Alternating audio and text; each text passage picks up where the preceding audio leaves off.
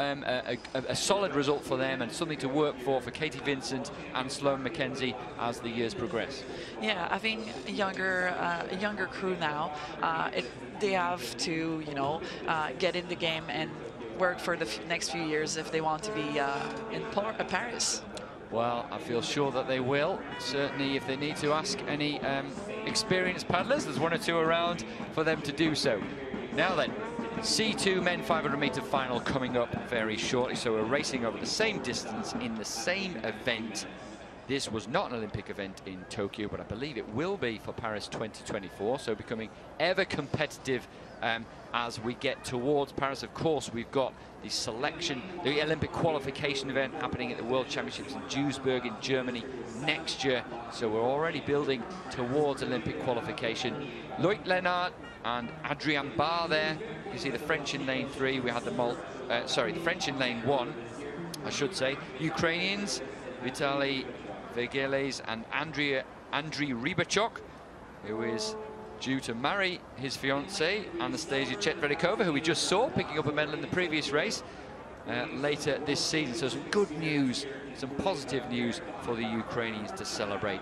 China, Lui Hao and Ji Bowen in lane 3. Nikolai Krakwin and Daniele Santini, the Italians, the world champions, in fact. And bronze medal at Czech Republic this season proved that they're in pretty good shape. They go in lane 4.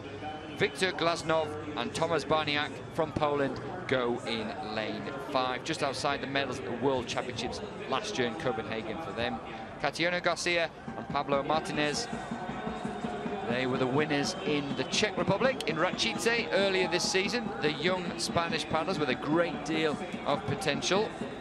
They're in lane 6. Next to them, a little bit of a change in size there. Sebastian Brendel really is a man mountain in the front of that boat. Goodness me, what hasn't he won? The 34-year-old, he's along with Tim Hecker in lane 7 for Germany. Jonathan Haidu and Adam Fiket, they were silver medalists at the World Championships. The Hungarians go in lane 8. And rounding up in the black boat there, the Lithuanians just approaching the buckets now. Henrikas Zostautas and Vadim Korobov, bronze medalist in Poznan earlier this season.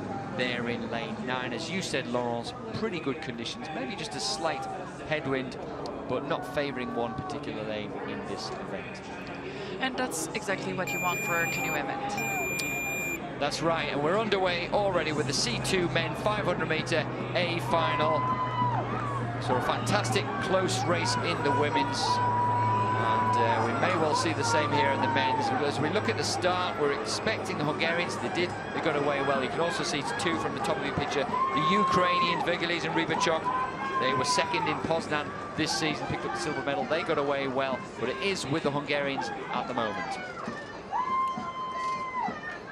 So Hungarians' technique holding up in these slightly blustery conditions. But as you can see there, I think we can see 8 boats there. Can't quite see the Lithuanians, but all with a chance in this one. Indeed, every boat right now is in the race, basically. There's no one who's taking a clear lead right now. So. Yeah, this is really interesting. It's anyone's to really take this by the scruff of the neck now. If this was the 1,000 meters, that would probably be what the Germans would be doing. But this, which will probably be the new Olympic distance for Paris, well, this is a bit more of a difficult ask for the Germans, but they're right up there now as we get to the final 200 meters of this race. Germans have picked it up. Polish have picked it up. The Spaniards are there as well. You can see, in fact, Spain maybe just picking up with a higher stroke rate. There they are in picture, looking good at the moment. Paddlers working together, vertical paddles, they're in the red, boys. They can sense the wind, they can sense they're chasing down the finish line. The Germans will be coming with that longer stroke, but the Spaniards, like they did in the K4, gritting their teeth and hoping to hold on. The Polish are putting them under pressure as we approach the final few strokes towards the finish line. Looks to be like the Spanish bow. The Chinese are in there, the Germans as well.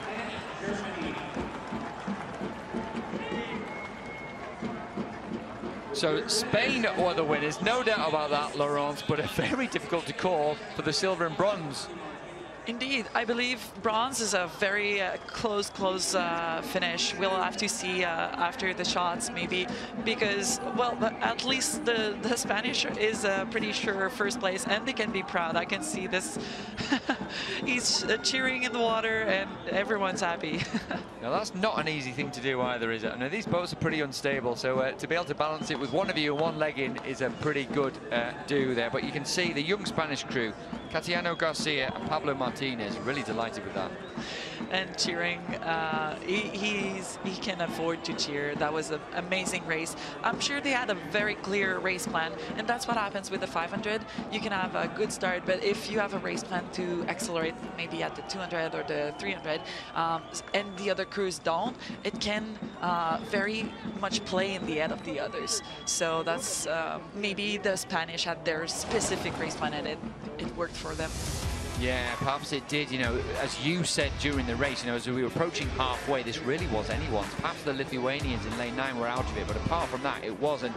Maybe the Spanish crew moved first. They took the initiative from the rest, as we see the Germans in picture there, really fighting hard. Picked it up early on, and as you said, maybe played on the minds of the other paddlers to think, ooh, the Spanish are obviously going well. So we should see, we'll get a look at the finish in just a moment. So we can see the Spanish, that high stroke rate, working really, really well together. Contrast between them and the Germans with the longer, slightly slower stroke, but looking good in the picture here.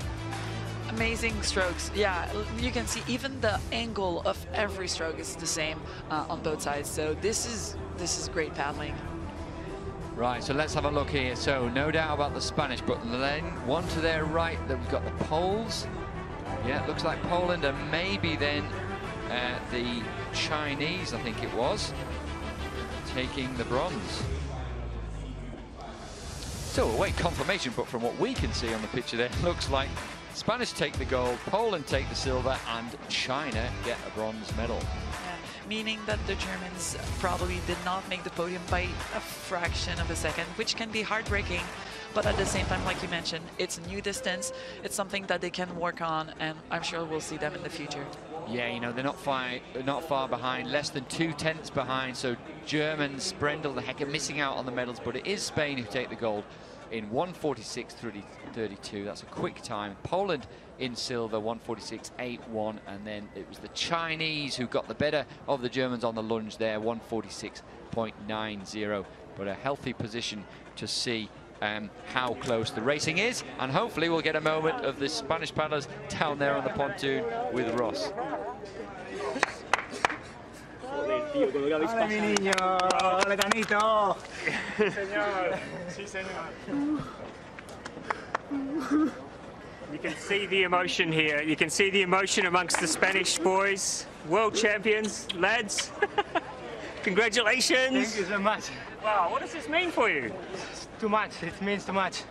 It was a hard year, more in the last months, that we have big problems, and we get up of that, and now getting that result is so crazy, because it's so big for us. So with all your problems, did you think you could win today? No, without that, we don't think any more than making our best, and it was always we think in each training, and now we get it again. That's incredible. World champions, congratulations, well done. Thank you to everyone is supporting us in the bad moments, and thank you to everyone. Right now, Spanish canoe is what it should be, in the #1 of the world, and we are in the top. Well, you can see what it means to the two Spanish paddlers, Catiano Garcia and Pablo Martinez.